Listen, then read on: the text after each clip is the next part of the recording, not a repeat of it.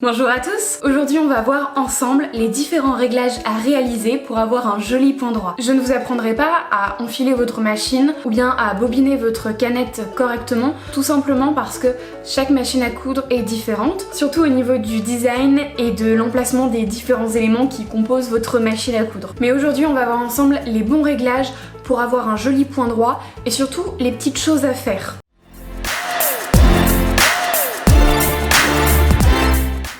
Avant toute chose, vous allez vérifier l'enfilage de votre machine à coudre.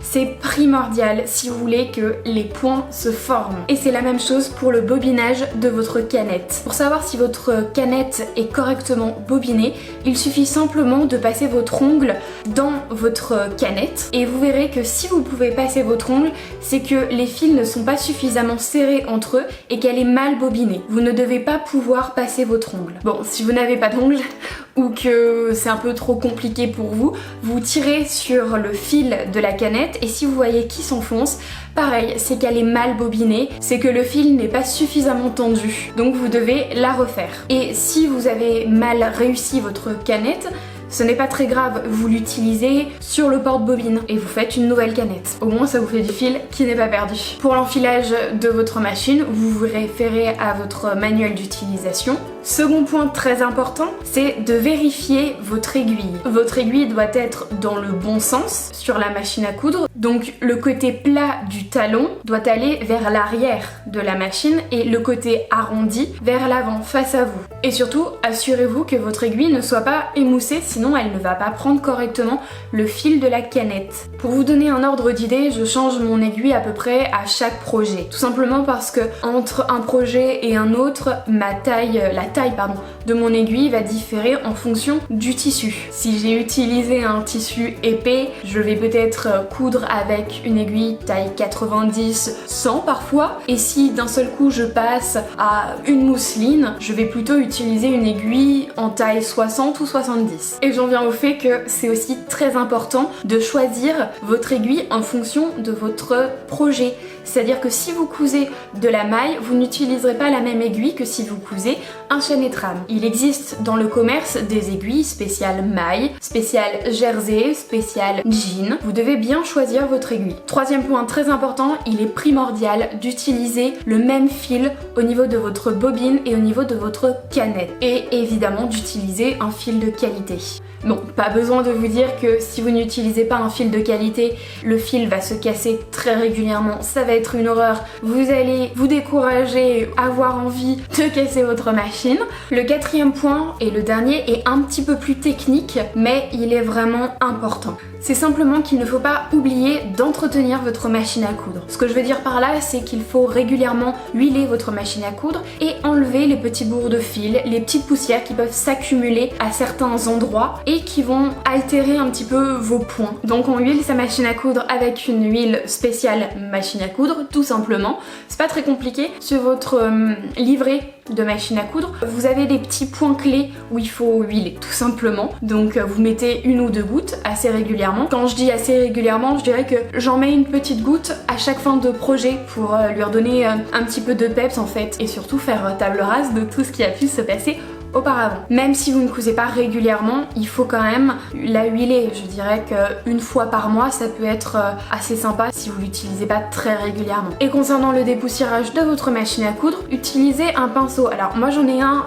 fourni avec ma machine à coudre. Personnellement, j'en suis pas fan, il est très petit et j'ai plus de mal à aller dans des endroits un petit peu loin. Donc j'utilise un pinceau pour faire de la peinture, tout simplement, avec des poils assez drus et je viens dépoussiérer ma machine à coudre comme ça. Alors je vais bien au niveau des griffes de la plaque de l'aiguille, j'hésite pas à enlever également la plaque d'aiguille. Je viens également au niveau de l'enfilage de l'aiguille, puisqu'il y a des petits endroits où il peut y avoir des petits amas de poussière, des petits amas de bourres de fil, et ça peut altérer le passage du fil. Et je viens bien également au niveau de la canette, donc j'enlève mon boîtier canette, je le dépoussière correctement, et je viens dépoussiérer la partie où se loge le boîtier canette, et puis les canettes quoi. C'est très important de le faire avec un petit pinceau parce que si vous y allez avec une soufflette ou bien les petites bombes en fait d'air, vous risquez de faire rentrer les bourres de fil dans votre machine à coudre et justement de l'abîmer encore plus et c'est pas du tout ce qu'on veut. On veut au contraire les les enlever. Donc avec le pinceau, c'est très pratique. Maintenant que je vous ai énoncé toutes les petites choses à faire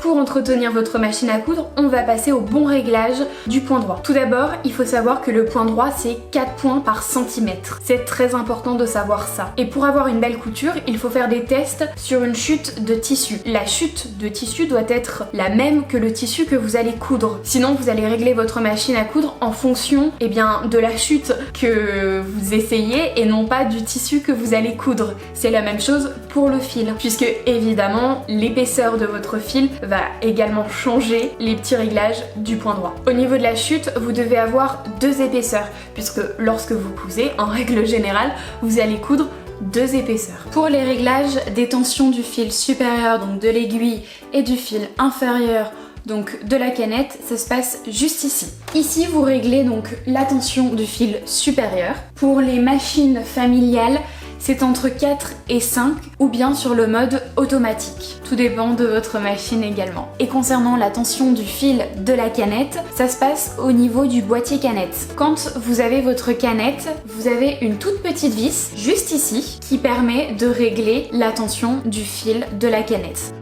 Normalement, vous rencontrez un cas de figure pour le réglage de la tension du fil de l'aiguille, donc la tension supérieure. Si celle-ci est trop lâche, elle forme des grosses boucles sur le fil du dessous. Elles sont assez particulières puisqu'elles sont vraiment très grosses par rapport à tout le reste. Donc c'est très facile de remarquer que vous avez un problème, un mauvais réglage au niveau de la tension supérieure. Concernant la tension du fil de canette, donc la tension inférieure, vous avez 2 cas de figure. Soit elle est trop lâche, donc le fil du dessous forme une ligne droite, ce qui fait que si vous tirez dessus, vous allez très facilement découdre votre couture, ou bien vous allez avoir le fil du dessus qui forme des boucles un petit peu lâches, et vous allez avoir le fil de l'aiguille qui apparaît sur le dessous. D'ailleurs, là on le voit bien, on voit bien que le fil vert qui correspond au fil de l'aiguille, les boucles sont assez lâches et lorsque je retourne le tissu, on se rend compte que l'on voit le fil de l'aiguille, donc le fil vert, sur le dessous du tissu. Et donc si je tire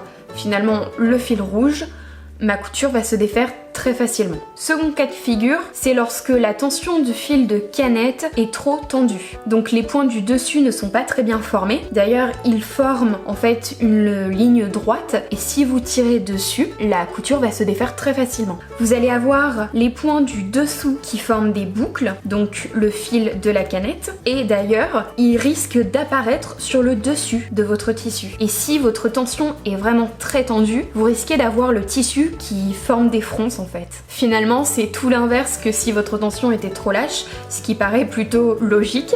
Et on le voit bien sur l'échantillon. On voit bien mon fil rouge qui correspond donc à mon fil de canette qui apparaît sur le dessus du tissu. Et donc lorsque je retourne finalement mon tissu, on voit que les boucles ne sont pas du tout bien formées et qu'elles sont très lâches. Et donc comme tout à l'heure, si je tire mon fil vert, on voit bien qu'il forme une ligne droite et que je pourrais très facilement découdre cette couture. Et sur ce dernier test, on se rend compte que mon fil vert est plutôt bien. On voit bien que le fil vert, les boucles sont plutôt bien formées, qu'on ne voit pas du tout mon fil rouge. Et lorsque je retourne le tissu, pareil, on ne voit pas du tout le fil vert qui apparaît sur le dessous et mes boucles en rouge sont plutôt bien formées. Et donc on est sur une bonne tension au niveau de l'aiguille, mais également au niveau de la canette. Cette vidéo est maintenant terminée.